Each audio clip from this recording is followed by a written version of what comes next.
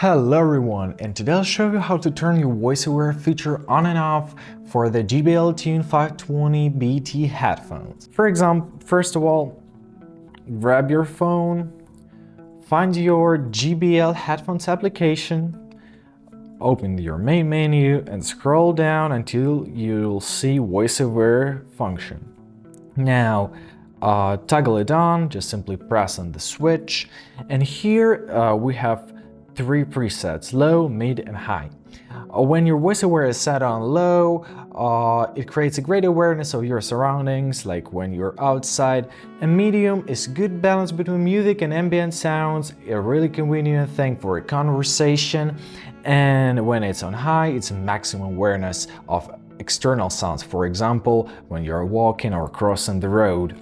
So, I hope this video helped. Thank you so much for watching. Have a great day.